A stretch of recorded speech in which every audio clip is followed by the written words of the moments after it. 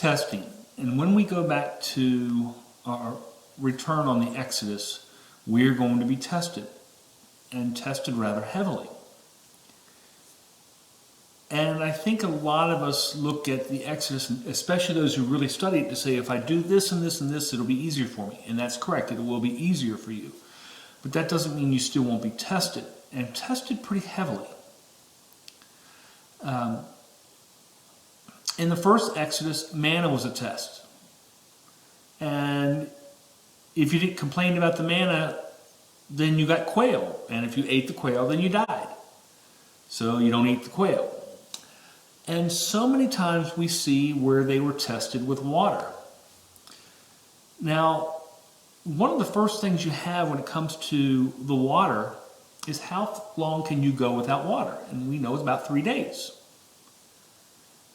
How long did they go without water in the first month of the Exodus? 3 days. Now, so that's pushing them to the point of death. Now again, they came out of Egypt. They saw what the Creator did. But they're like, man, we're about ready to die if we don't get water. And he's going to do the same thing to us. To push us to that point of death, where we think either he's going to take care of us, or we're not going to be anymore. And I will tell you, since I came to faith, there have been 2 times when I have been tested to the extent that I thought, if what I thought was going to happen, I would have to, if I was going to get to the kingdom, I would have to go in under the first resurrection, because I wasn't going to be able to do the Exodus. And in both of those times, I just fell on the ground and submitted and said, I am the servant. I am not the person who gets to make choices. You make my choices, and I will abide with what you do. And each time I did that, they went away. But it went to the point of where I had to go and submit and say, I'm the servant. And, it's what it is. I'm the servant. My life is not my own. I love to kind of say I went 50 years and 50 years without honoring the Sabbath. That's 50 Sabbaths every year for 50 years. Each time you fail the Sabbath and basically blow it off, that's a death sentence. I have 2,500 consecutive death sentences over me. So I owe the life debt. The old adage, when he saves you from death, you owe your life to them. Well, he died for me and gave me life where I should be dead 2,500 times over. And that's just on one issue. There's a lot of other sins that have been problematic in my life. But I have 2,500 consecutive death sentences over my head. But again, the point of this thing is that's a statement of submitting.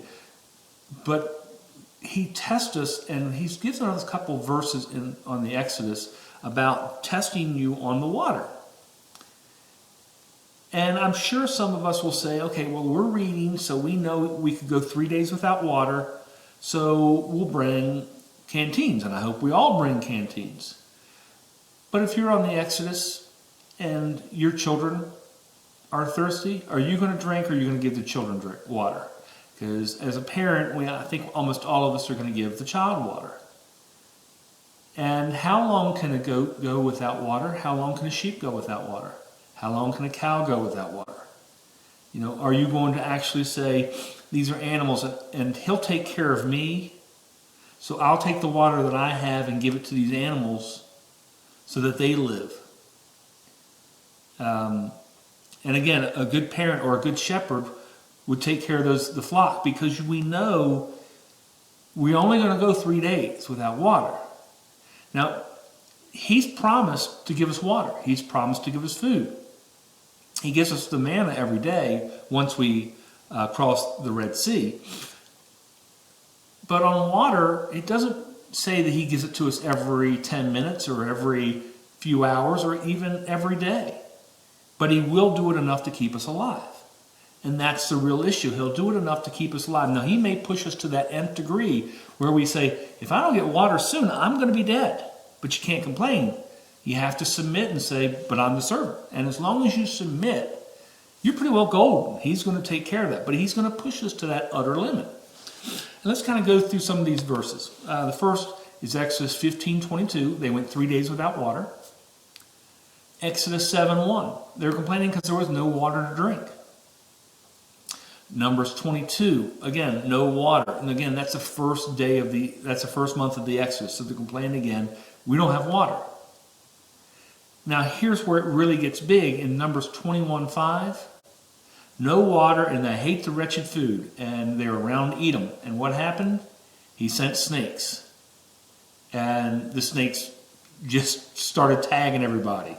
You know, you don't complain about the food. That's heavenly food. When they say wretched food or horrible food, and he's like, that's my food. That's heavenly food.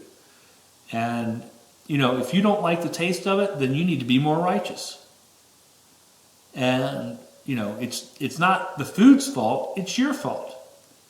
So if you're not that way and you want to complain about it, I'll just get rid of you. So sending the snakes, and that's where Moses had to do the bronze snake. So again, he's going to test us, and just because we see these tests does not mean that in the second Exodus, he's not going to have some other test for us in addition, because we're prepared enough for these. And he still wants to see, you know, think about it this way. If you're in the first resurrection, how far are you tested? You're tested to the point of death, because you have to die to get into the first resurrection. They have to cut your head off. And so with us going through the Exodus, he wants us almost to that same point where it's like, it's death or life, and I don't see water, but you know something? I'm the servant. And if I die here on the ground, I'm in the second resurrection. It's not that big of a deal to me. And those who fall down to say, you know, take me because it's okay. I'll be in the second resurrection. And he's going to say, man, that's a faithful servant. The ones who say, give me death so that it's okay. I can die. I'll be in the second resurrection. It's no skin off my back that I die. It's no big deal. I'm still coming because I'm doing things right. And that's what he wants to see. You know, it's almost sad. You almost want to fall down earlier and say, okay, leave me here. You know, unless I get water, I'm pretty much dead, but I'm not changing who my allegiance is to. I'm the servant, but it's okay. I'll come on the second resurrection. It's no big deal. Just something to think about. Again, we will very much be tested, so let's not forget that aspect.